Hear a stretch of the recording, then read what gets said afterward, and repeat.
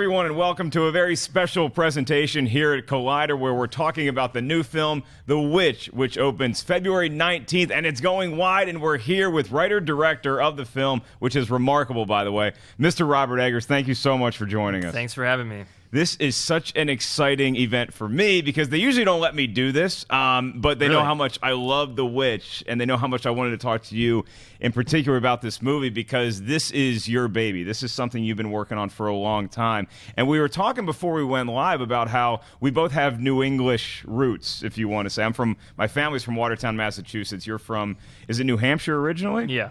So was a story like The Witch, or, you know, particularly something that happened in the 1600s about even going further back than the Salem witch trials, was that something that was always in your consciousness that you wanted to explore? Yeah, I mean, you know, like if you know very well that if you're in, rural small town New England, it just seems haunted by the past. These dilapidated colonial farmhouses and graveyards in the middle of the woods. And it was clear to me, I mean, that pine forest is very much like what was behind my house growing up. And man, that felt haunted by the past to me. And my earliest dreams that I can remember are nightmares about witches.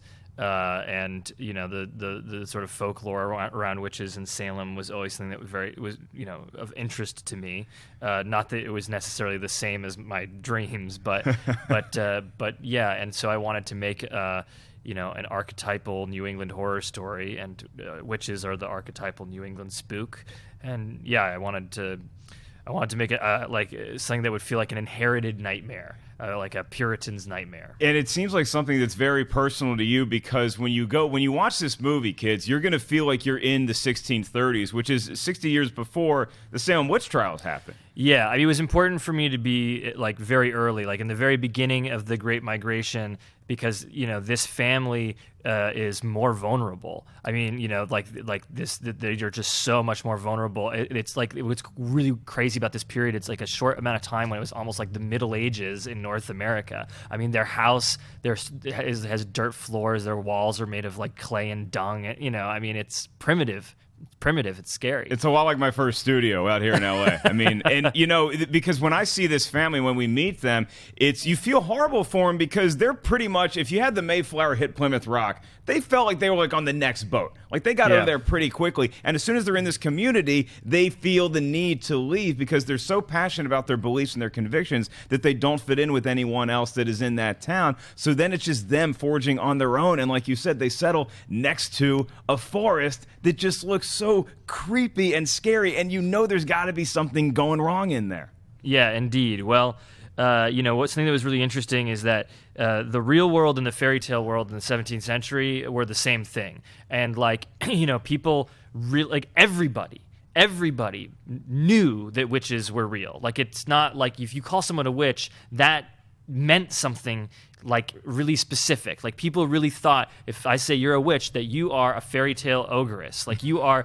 capable of like stealing children and cutting them up into bits and flying on sticks, and consorting with the devil. It's not that much of a stretch for me, but but it was it was dead serious. So the idea is if I can really bring you back to the 17th century when witches existed, like you can believe in her the way they did as a given. She's as real as trees, as rocks, as dirt. Like she's the real deal. And when people like me try to sound smart talking about film, we use words like mood and tone and atmosphere, but those things are so essential to what you did in this film, not just from a visual standpoint, but also from a language standpoint, where it's one thing to set the scene and make it look like you're in the rural 1630s. It's another thing to have the actors be able to pull off dialogue that you wrote that sounds so authentic to the time period. How were you able to lock that down so well? Well, I just hired good actors. Any actors who couldn't do that kind of work, like, I didn't see them audition again. But as far as the writing, I studied the research, I studied the vocabulary, and then I was poring over primary source materials, and anytime I would find a sentence or a phrase that worked, I would jot it down and organize it into different situations where I might need to use that phrase. So early versions of the script were this like demented, horrible collage of other people's words, but slowly I shaped it into my own thing. But there are things that are very deliberately intact. Like the things that the kids say when they're possessed are things that children, allegedly really, really said when they were possessed. I mean, there's a lot of stuff that should carry more weight because of that authenticity. Oh God, it's so creepy. Do you believe in this stuff? Just on a guy to guy, do you believe in some of this witchcraft that was going on in the 1600s? Is it all just religious hubbub? We're trying to be an opiate for the masses and try to scare them a little bit, or is there some sort of credibility you give to these folk tales? Okay, one, my personal ontologies are private. Okay? Sure. Second, Yeah. No, this wasn't like stuff that they were saying to scare people for them. It was real for them. Right. Okay. Right. That's really that's important. I think that when people think about like folk tales, it's like, oh well, like stay out of the woods. We made up this story about this witch to like keep kids out of the woods. It's like, no, they believed it. You know what I'm saying? It was real to them. And when you move the conversation to scaring people and why people are going to want to go see this movie, one of the reasons is that it's called The Witch, and we want to get scared, but it's such a different, more primal scare than you would get from a modern day film, because in the modern day world there's so many distractions and there's so many things going on. Here it's really back to basics, and it's about this primal fear of something invading our comfort zone. And I felt like the film did such a good job of moving the action at a deliberate pace where we felt like we were being overtaken by this dark cloud that may or may not be something that's actually real. Cool, thank you. Thanks. Yeah, I mean, finally, for me, like, just seeing a lot of scary stuff that makes me like jump, or a lot of gore, like it's just kind of boring. Like, I feel like we've seen it all before. Like, it's like we're like desensitized to it. So I try my best to like share what's personal and scary for me, like slowly bringing it to the surface, and then you're using restraint so then you can finish it with your imagination, because I can't see into your soul. I don't know what's the most scary thing for you. Like, you gotta bring that to the film yourself, and hopefully if it works, that's what happens. Well, thank God there's no clowns in this movie. That'll do it. So if you look at this from a filmmaking perspective and getting this movie off the ground, it's a smaller budgeted film, obviously. It's an independent film, if you will. What are the hurdles that you have to go through in order to get this thing first into film festivals, and then it crushes at film festivals, and then getting it a wide release like it has next week?